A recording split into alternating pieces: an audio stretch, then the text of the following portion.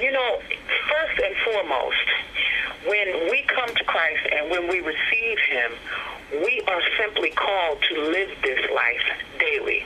Before we're called to preach, before we're called to prophesy, before we're called to lay hands, before we're called to heal, we are simply called to live our lives daily in the ways that he's called us to live it. Live our lives daily according to the principles that are laid out in the Bible.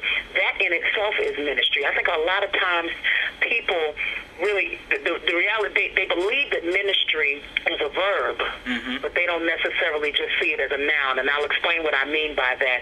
Noun just simply is a state of being, person, place, or thing. You, the person, you are ministry. So when you live life according to the principles that are set forth in the Bible, you're ministering. People think that I've got to be preaching, I've got to be singing, I've got to be laying hands, I've got to be casting out devils, I've got to be running a service, it's got to be a choir anniversary. That's not real ministry. Those are acts.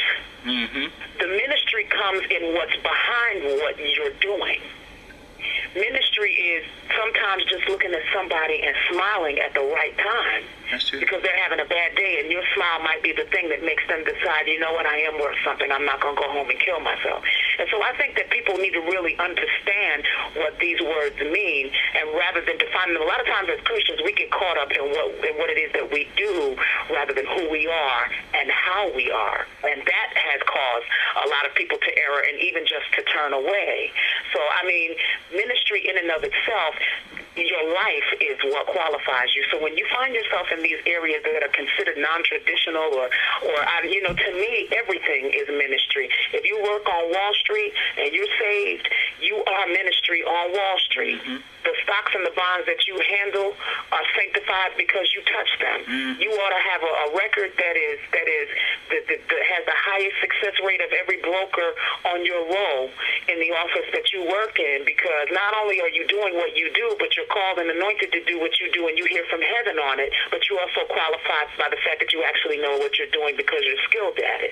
So, I mean, these are things that really need to be redefined, because as an entertainer, I minister every single day just simply by being who God has called me to be as a blood-washed believer that walks in dignity and integrity every day in front of those the other people that I must work in front of.